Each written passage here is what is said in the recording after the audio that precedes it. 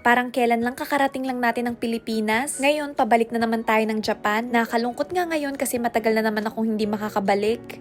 Mamayang madaling araw na ako pupunta ng airport since nakapag-shampoo na ako ng buhok kanina. Mukha at katawan na lang yung sasabunin ko. Para sa mga nagtatanong pa rin kung ano yung gamit kong sabon, walang iba guys kundi itong Beauty White Soap ng You Glow Babe. Simula nung nasubukan ko talaga to, sobrang naging hiyang siya sa balat ko. Paano ba naman kasi yung ingredients? Infused with vitamin C na nakakatulong sa mga dark spots. Meron ding niacinamide na nakakapagpaputi, C-Bactor na nakakatulong sa hydration ng skin, at meron ding snail filtrate for anti-aging. Itong Beauty White Soap ata talaga yung dahilan kung bakit tayo lagi nasasabihan ng baby face. Sa lahat ng mga nagsabi na kalista kayo, meron kayong tsokolate sa akin next time.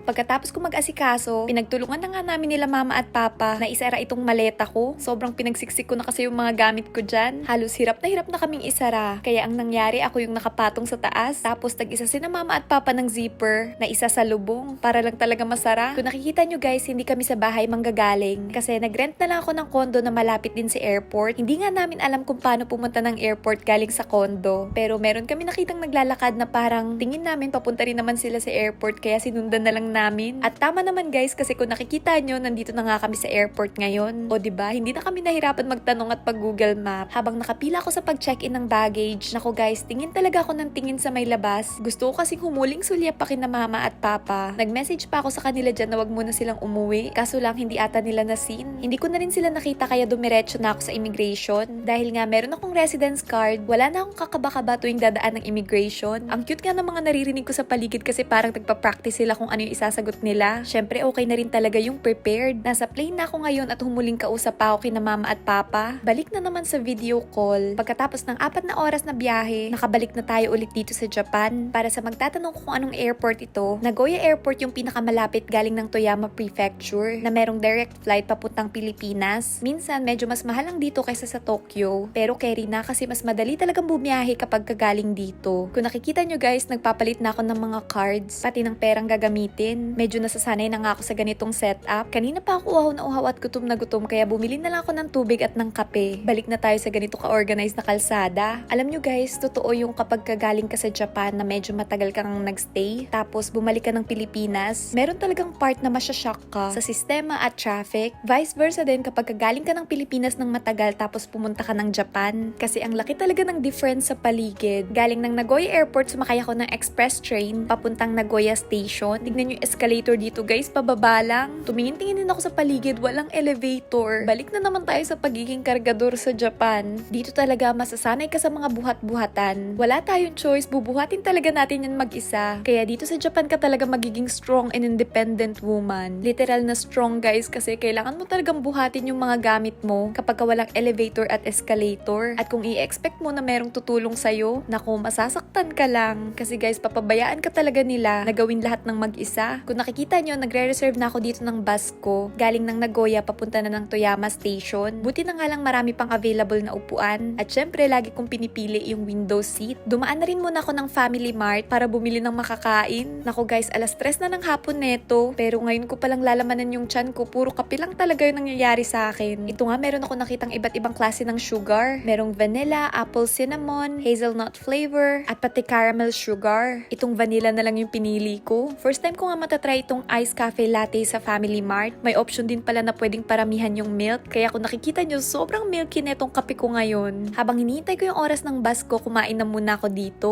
3:40 pa kasi yung biyahe ng bus, so meron pa akong 40 minutes para kumain. At fast forward, bumabiyahe na ako ngayon pabalik ng Toyama. Tignan nyo guys, ang taas nga ng tubig dito. At ito ang dahilan kung bakit laging gusto kong umupo sa window seat kapag kapapunta ng Toyama. Kasi guys, nasa biyahe ka lang, ganitong view yung makikita mo. Fast forward ulit, nakarating na ako ng Toyama. Inabot na ako ng gabi guys. Salamat sa pagsama sa buong biyahe ko. Jane!